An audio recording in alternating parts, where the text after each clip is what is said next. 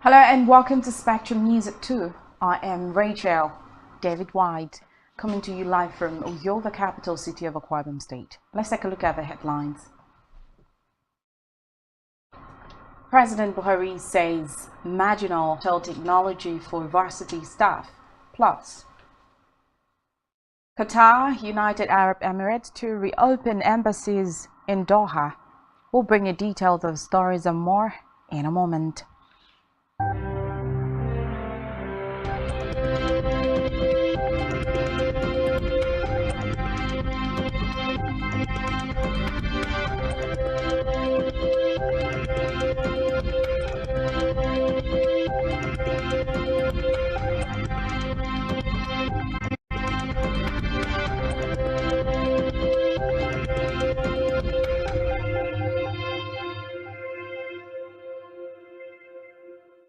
We began this afternoon with Nigeria's leader, President Muhammadu Buhari, who has said that the federal government under his watch made over 203 billion naira from the sale of petroleum prospecting licenses to 100 revealed these at the reopening ceremony of the 6th edition of the Nigeria International Energy Summit at the State House, Abuja.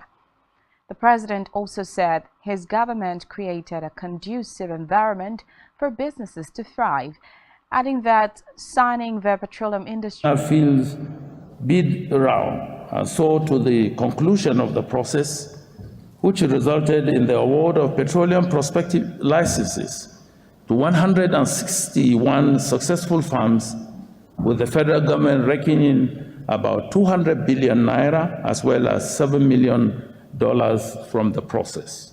Of petroleum prospective licenses to 161 successful farms, with the federal government reckoning about 200 billion naira as well as $7 million from the process.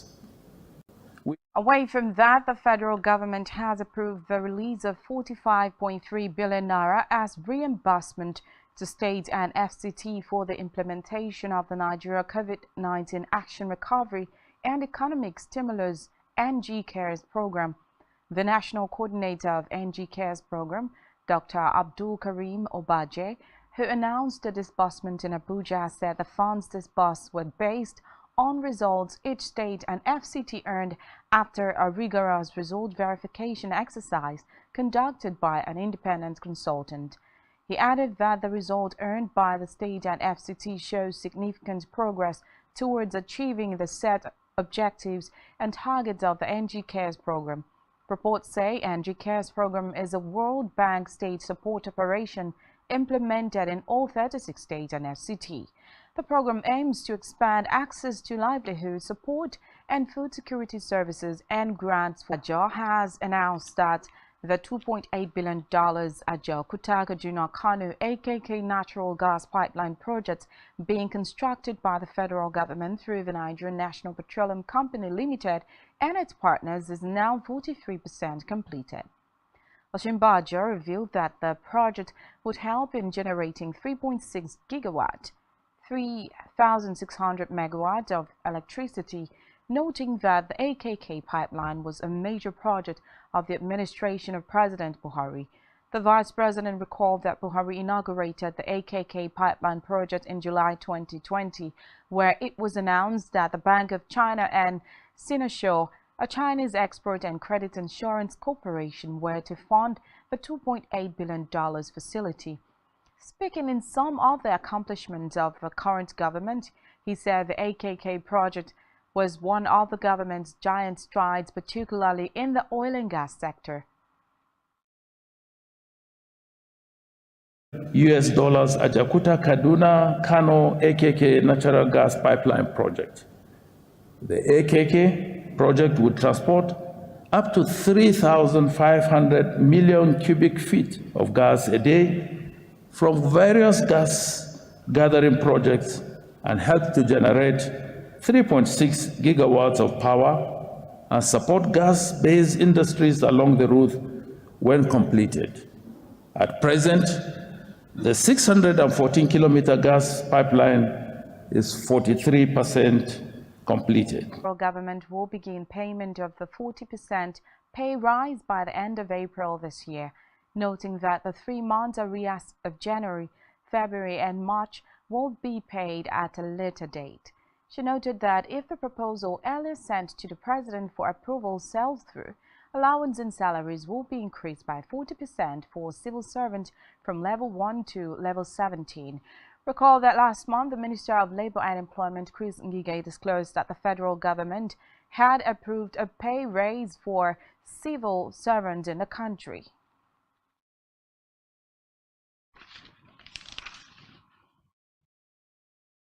In politics, for the Federal High Court in Abuja seeking a judicial review of the administrative decision of the Independent National Electoral Commission (INEC) on April 16 in respect of her declaration as the winner of the governorship elections held on March 18 and the supplementary poll of April 15.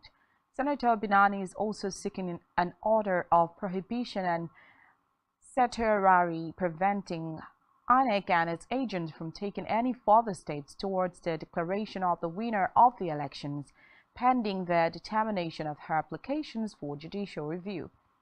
In the grounds under which the application is brought, the senator stated that after the collation of results, INEC declared her as the winner of the elections, but the People's Democratic Party and its candidate Governor Madu Fintiri, who was sued at the second and third respondents, resorted to fighting and causing a public disturbance, which led to the alleged beating and manhandling of an INEC staff. The crisis, she said, led INEC to cancel the initial declaration, which it had no power to do, as only the Election Petition Tribunal is vested with such powers.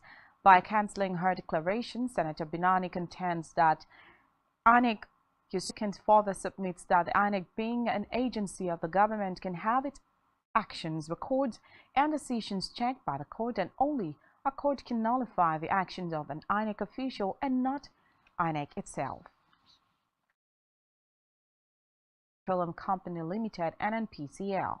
Recall that Ararume had dragged President Buhari before the court, praying it to declare his removal as the NNPCL chief illegal, unlawful, and unconstitutional, noting that it was a total breach of Karma law under which the petroleum company was incorporated. Delivering judgment, Justice Inyang avoided Ararume's sacking and awarded 5 billion naira as damage against Buhari and the NNPCL to be paid for the disruption of Ararume's appointment on the grounds that the action of the president was arbitrary, unlawful, and illegal. The justice ordered that Ararume be immediately restored to office as a non-executive chairman of the company. In a separate development, the Nigerian Communications Commission and 6 members of Ibadan University, Okada, Edo, the Vice-Chancellor of the University, Lawrence Ezemoye, said that training was strategic to the institution's plan to consolidate on its smart campus administration. Ezemoye expressed the preparedness of the school to run joint educational programs with the institute in the areas of co-design, co-development, and as the Nigerian Communications Commission (NCC), which funded the program for their generosity and unflinching support. On security, the Police High Command has revived its digitalized central motor registry CMR information service to serve the public better. For spokesman CSP Muyiwa Adejobi, who hinted of the revamped portal, said the digitalized CMR will effectively serve the purpose of obtaining additional information from members of the public about stolen vehicles and populating the stolen vehicle database to ensure that vehicles to be registered by the CMR are not stolen, and to aid investigation of stolen vehicles and vehicle-associated incidents. It noted that owners of motor vehicles operating on Nigeria roads and members of the public are hereby notified that a new procedure for requesting for NPF Central Motor Registry services such as motor vehicle information, change of ownership, change of engine and chassis, and body, change of color, international motor vehicle certificate, international driver's permit, amongst others, is to create a profile on the CMRIS portal and apply for the desired service via https://cmris.npf.gov.ng/. According to him, the Inspector General of Police Osman Alkali Baba has therefore urged Nigerians and residents to effectively utilize their portal. In another development, as a result of the ongoing industrial action by aviation unions in Nigeria, offices of agencies of the Ministry of Aviation, including the Nigeria Airspace Management Agency, Federal Airport Authority of Nigeria, and the Nigeria Civil Aviation Authority, have been locked down. Unionists have reportedly laid siege at the Murtala Muhammad International Airport, causing heavy traffic leading to the airport. The unions have threatened to totally shut down Nigeria airspace 7 days after the end of the 2-day warning strike. Reports say heavy security presence has been observed at strategic points around the airport, while the unionists have been chanting solidarity songs. One of the unionists, Abdul Rarak Saidu, expressed disappointment that nothing has been done to ensure that the conditions of service are adhered to even after 8 years. On education, the Joint Admissions and Matriculation Board, JAMB, has extended the closing date for the 2023 direct entry registration by 1 week starting from Friday, April 21st. In a statement, JAMB spokesman Dr. Fabian Benjamin said that the DE direct entry registration exercise commenced on Monday, March 20th and was billed to end on Thursday, April 20th. According to him, the extension was partiated with the verification of their certificate, another opportunity to do so. He said it would as well accommodate others who wished to register but were unable to do so within the stipulated time. In Africa, Iraqi President Abdul Latif Rashid has expressed his country's willingness to host a dialogue between the rival parties in Sudan to negotiate an end to crisis in the country.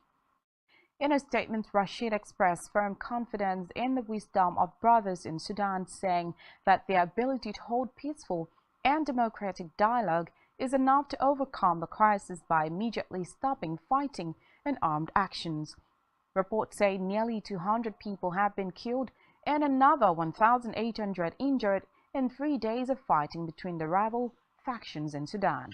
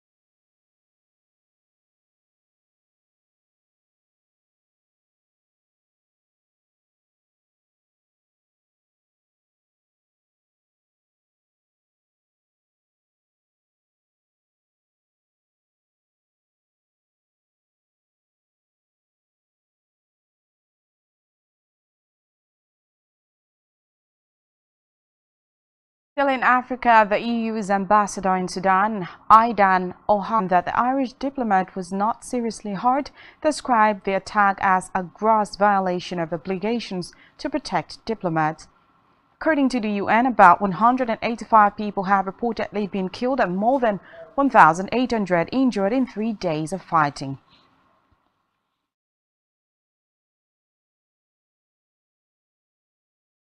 On the foreign scene, United Arab Emirates spokesperson Majid Al Ansari has disclosed that Qatar and UAE are working to reopen their long-closed embassies in the coming weeks as a wave of rapprochement sweeps the steps for Gulf relations since heavyweight Saudi Arabia and Iran moved to restore ties last month. Recall that the two countries re-established relations in January 2021 after the Arab Emirates took part in a 4-year Gulf blockade of Qatar, but despite several meetings, they are yet to restore the diplomatic region of Kherson. A statement by Kremlin says the president attended a military command meeting to hear reports from military commanders. Putin is also thought to have visited the Luhansk region. Meanwhile, reports say such trips by the Russian leader are rare.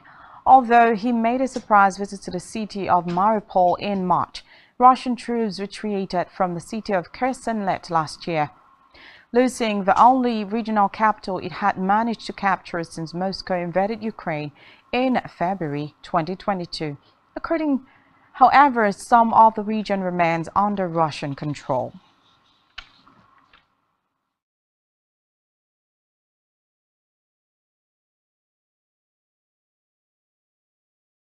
Still to come in the news. Man City submit £300 million plan to increase Etihad Stadium capacity to 60,000. Do stay with us.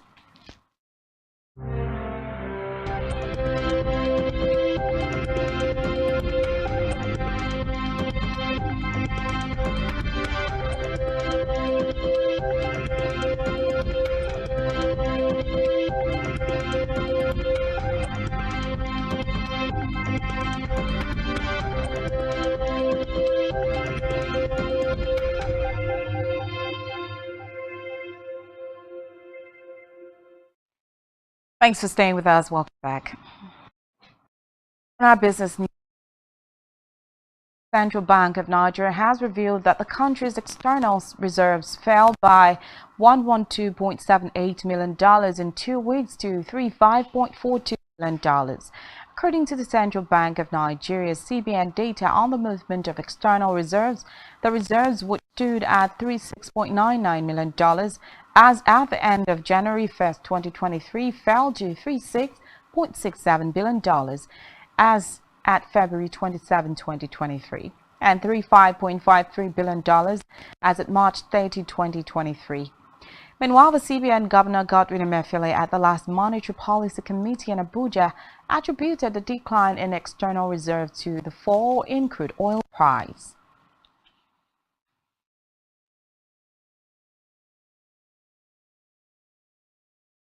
Still in business, the National Bureau of Statistics (NBA) says Nigeria's headline inflation rate increased to 22.04% on a year-on-year basis in March 2023. This is according to the NBS Consumer Price Index and Inflation Report for March 2023, released in Abuja. According to the reports, the figure is 0.13% points higher compared to the 21.91% recorded in February 2023.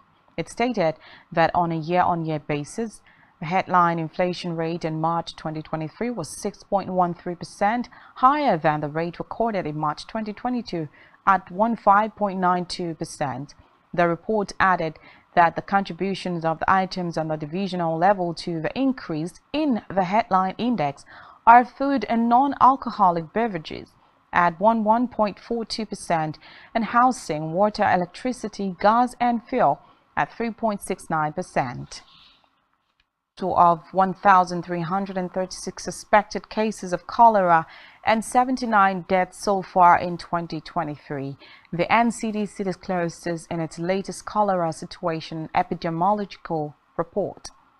The report revealed that 12 states across 43 local government areas reported the suspected cases, with a case fatality ratio of 5.9%. The 12 states include Abia, Bauchi, Bayelsa, Cross River, Ebonyi, Kano, Katsina, Niger, Ondo, Osun, Sokoto, and Zamfara. The NCDC added that it would continue training on cholera surveillance, hotspot mapping, state-level preparedness, and response plans.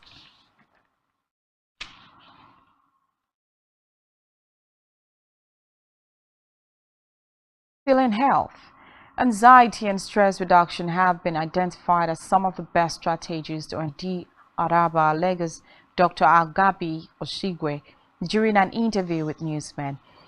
Osigwe explained that memories change as people age, noting that most temporary mental lapses experienced are normal and not signs of dementia. According to him, brain health is critical to overall health as it underlies the ability to communicate, make decisions, problem solving, and live a productive and useful life. He pointed out that certain foods such as fatty fish, coffee, turmeric, nuts, broccoli, blueberries, eggs, oranges, green tea, among others, are good for brain health and could improve its ability to do specific mental tasks. Have submitted a planning application for a £300 million expansion of Etihad Stadium. According to the club, the planning application follows a consultation with fans and the local community. City says the proposals represent more than £300 million investment into East Manchester and could create 2,600 jobs, with priority and people from Greater Manchester.